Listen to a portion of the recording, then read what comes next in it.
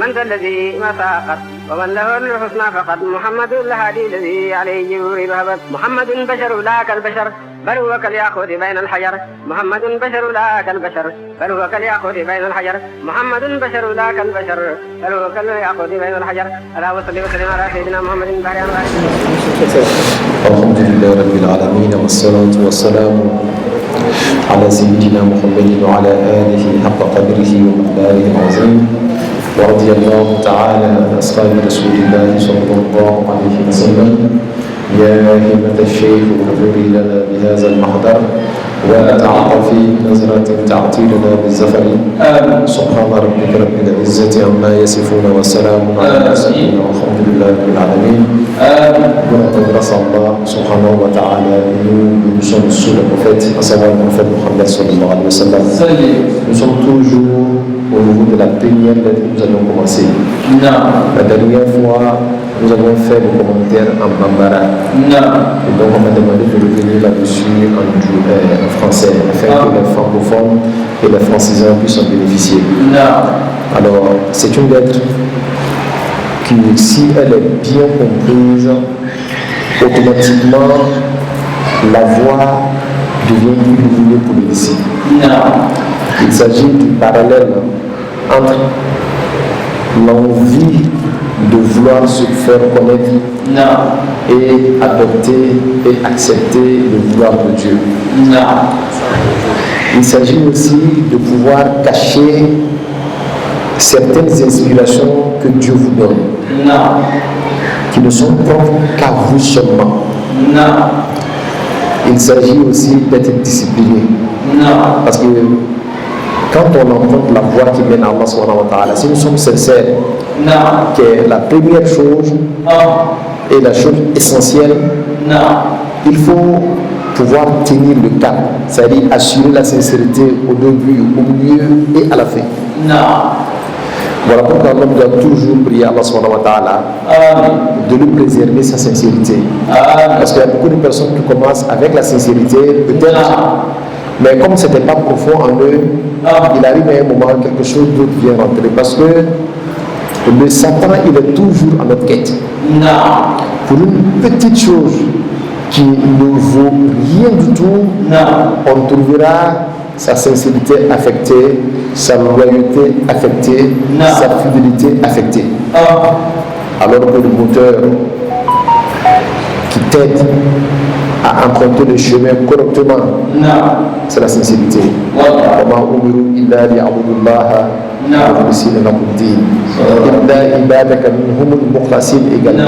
Parce que le Satan, il a dit, moi je vais me tromper et je peux le faire, sauf les serviteurs parmi eux qui seront sincères. Le Satan, il est là, il rôde autour de nous, mais il ne prend que ceux qui ne sont pas sincères. Si jamais tu te vois tomber dans son filet, même si tu pensais que tu étais sincère au départ, c'est que dans ta sincérité, il y avait un problème. C'est que dans sa sincérité, il y avait un problème. Alors donc, les disciples doivent pouvoir faire un retour vers lui. Toujours voir dans son cœur, est-ce que j'ai une sincérité parfaite ou pas? Si elle n'est pas ce que tu penses être, il faut toujours la parfaire. Et ça doit être le premier job.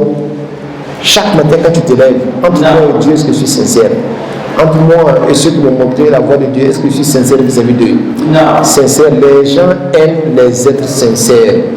Et personne n'aime les hypocrites. Donc, alhamdoulilah rabbil alamin. Ici, il dit وَإِنْ أَظْهَرَكَ اللَّهُ لمن تصدر للمشيخة قبل وجود الإذن من الله ضيع دينه ودنياه. Il dit celui qui s'auto-proclame, il s'est auto-proclamé grand maître, grand chef, sans avoir eu la permission d'Allah subhanahu wa ta'ala, la personne se serait humiliée elle-même.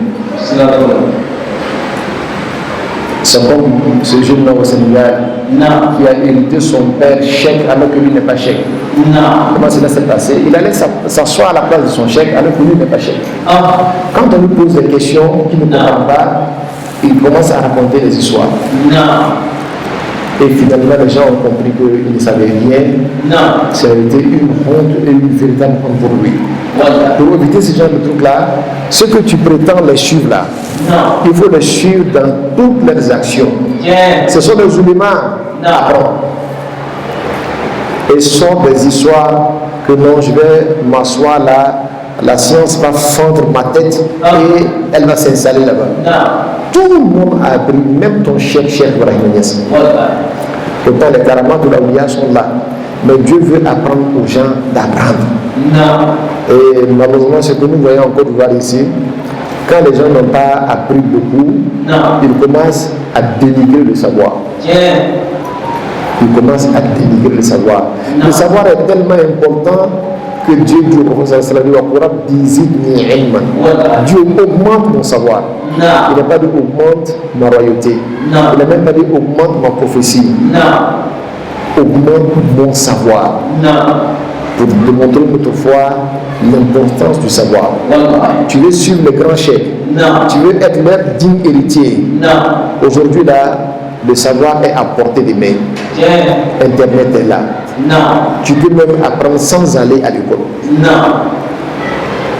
Les livres sont là. Avant, au Sénégal, je me rappelle, il y a un moment là où il y avait pratiquement que 1 ou 2 courants. Pour avoir un courant, vous envoyez quelqu'un sur un chèque qui a un courant.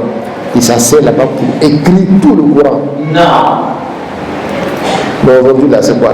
Partout, on donne même le courant gratuitement aux gens. Des milliers de courants. Après qu'on comprend, regardez tout ici, là, c'est le courant. Mais j'ai vu réellement des gens qui sont venus s'asseoir pour le courant.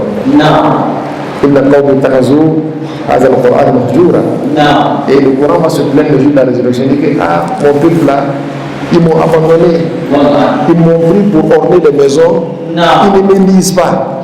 Et bien, il se dit que chaque courant qui est dans une maison, qu'on n'a pas lu le jour de la résurrection, va se plaindre sur Dieu comme on parle. Donc, honorable, si tu as un courant, même quelques rares fois, tu ouvres, tu lis. C'est très important. C'est valable pour Dunia aussi. D'accord. Il dit, wa in azharaka Allah. فلا مانع لعطائه. Il ne faut pas avoir de volonté qui ne coïncide pas la volonté d'Allah. Regardez dans le droit que nous avons la wazifa. Allahumma ij'alna nuhibbu waj'al fi ikhtiyarika ikhtiyarana. Dieu fait en sorte que ce que tu veux là, que notre volonté se trouve dans le cercle de ta volonté. En réalité, ce qu'il est en train de dire là est fort, mais les gens n'ont pas compris. Cheikh Hassan Cissé, avant de décéder, il m'a dit quelque chose. Il dit, le connaissant de Dieu ne veut que ce que Dieu veut. Il dit, Al-Arifu, qu'est-ce qu'il a dit? Il dit, Al-Arifu, la yatlubul ma'dou. Il ne veut pas quelque chose qui n'existe pas. C'est Dieu même qui a fait ça. Que quand le connaissant ouvre sa bouche, avec ben, Allah be fait une fête, avec bon débat. Alors donc, ça veut dire qu'ici, il s'agit des grands connaissants de Dieu. Et toutefois que Dieu sait que ce qu'il va vouloir là, ça n'est pas dans le cercle de ce que Dieu veut. Dieu retient sa langue, il ne demande pas ça chez Dieu. Il dit, ne veut pas. Laisse Dieu choisir pour toi. Si Dieu veut que les gens te voient, qu'ils voient en toi le grand chèque, c'est une volonté de Dieu qui va s'abattre sur toi. Toi, ne cherche qu'à être un disciple digne et pour entrer. Ne cherche pas à être un chèque. Ne cherche pas à être un grand chèque. Les gens oublient que la responsabilité réelle est là-bas. Et c'est quand on est disciple qu'on est augmenté. Quand on est chèque, il est très très difficile d'être augmenté. Parce que tu commences à te voir. Tu penses même sur que tu atteins. Alors que quand tu es disciple, ou bien quand tu as l'esprit que toi tu n'es pas encore atteint un certain niveau, chaque fois tu cherches le moyen de parfaire. Donc tu es augmenté. Seydi Ali Cissé, il disait à Baïmias que lui il veut mourir en tant que disciple. Il ne veut pas être chèque. Mais c'est ainsi aussi qu'il a eu tout ce qu'il cherchait.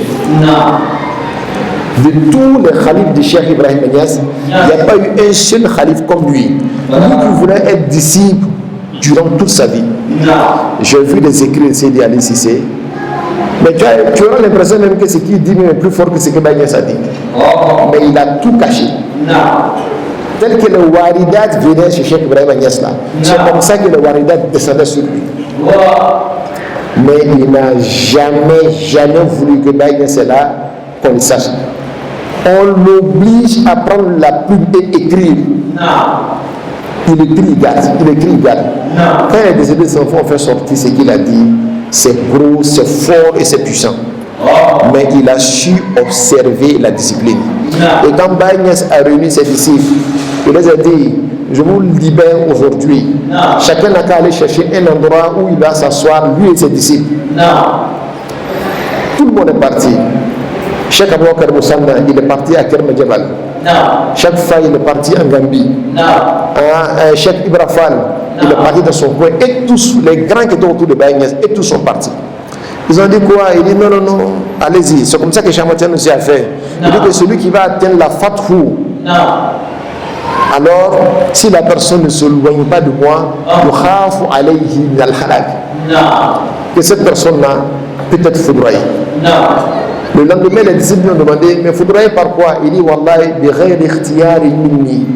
ce n'est pas de moi que ça va venir, ça vient de Dieu. Parce que toi, tu reçois les informations à travers une radio. Toi, tu es juste un poste de récepteur. Alors, tellement ta radio est puissante, je veux dire, tellement ton poste est puissant, que tu commences à penser même que c'est là-bas qu'on crée les émissions. Alors, toi, pour t'interdire là, il suffit qu'on ferme un bouton là-bas pour que toi, tu ne le fasses plus rien. Et malheureusement, souvent, le poste du disciple est tellement fort que lui, il pense que c'est lui-même qui est en train de produire les émissions là. Donc, il a dit donc, éloignez-vous. Mais Baye Niass, quand il a dit ça, tout le monde est parti, sauf Seydi Ali Cissé. Il lui a demandé, est-ce que tu pourras observer la discipline? Parce que pratiquement ce que je reçois, tu auras l'impression que toi aussi tu reçois ça. Parce que tu as atteint un certain niveau. Que tout ce qui descend là, tel que moi mon esprit capte là, toi-même ton esprit capte ça. Pour toi, wara hijabin khafi. Toi tu captes ça de moi sans savoir que c'est de moi que tu captes. Donc tu peux penser que toi-même tu reçois ça directement au même titre que moi. Et quand tu commences à penser comme ça, c'est ainsi que Dieu met fin à ça. Mais Seydi Ali Cissé a demandé qu'il reste et que lui pourra observer la discipline. Et c'est ainsi que lui est resté. Et les gens comme Seydi Ali Cissé sont rares face à la condition comme eux. Si Dieu veut te dévoiler, alors rien n'empêche les dons de Dieu pour dire que même être dévoilé là, c'est un don de Dieu qu'il donne à qui il veut. Et c'est un privilège. Mais tout le monde n'a pas de rôle à jouer étant dévoilé. Il y en a qui ont des rôles à jouer étant cachés. Il y en a que Dieu va dévoiler, comme il y en a que Dieu va cacher. Là où Dieu te met, accepte d'être là-bas. Il dit فإن أخفاك يقول ولكن حب الظهور قبل إبانه يقطع الظهور لما فيه من حظ النفس. Il dit mais s'auto-proclamer grand chèque alors que ton temps n'est pas arrivé, alors ça empêche même qu'on te voit, ça empêche le dévoilement. Tu vas voir que les gens ont parlé de toi un moment, puis un moment on t'a oublié entièrement. On ne sait même plus que tu es là. Non, il n'est pas comme si on avait effacé ton nom de l'esprit des gens. Allah dit d'abord. يقطع الظهور لما فيه هز النفس فإن أخفاك الله فالخفاء خير لك. Si Dieu t'a voilé, malgré ta grande puissance, malgré tes connaissances, malgré ton savoir, si Dieu t'a voilé, c'est que c'est ça qui est bon pour toi. Et il dit quoi? Et s'il te dévoile aussi, cela est mieux pour toi. La turit illa ma arad Allah. Ne veut que ce que Dieu veut.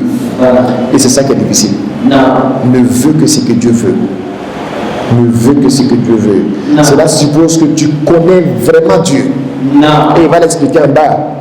ne veut que ce que Dieu veut là, ça veut dire que tu es un connaissant de Dieu. Regarde-le, il dit celui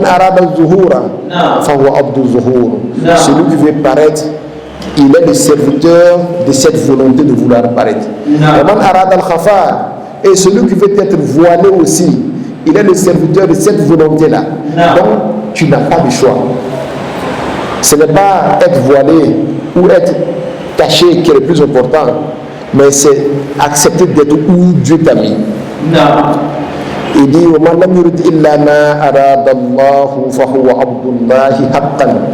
mais celui qui ne veut que ce que Dieu veut, celui-là, il est le véritable serviteur de Dieu. Et tu ne peux être serviteur de Dieu tant que tu n'es pas un connaissant d'Allah subhanahu wa ta'ala. Voilà pourquoi on appelle le prophète seulement Abdullahi. C'est-à-dire qu'en lui là, rien n'influence en dehors de Dieu. Voilà pourquoi il dit Fal'arifu man taraka muradatihi li muradil haqq. Il est le connaissant de Dieu. Celui que tout le monde appelle Al-Arifu, c'est celui qui abandonne toutes ses volontés dans la volonté de Dieu. Et on dit Abdi, Anta turid wa ana uridu. Wa la yakunu illa ma uridu.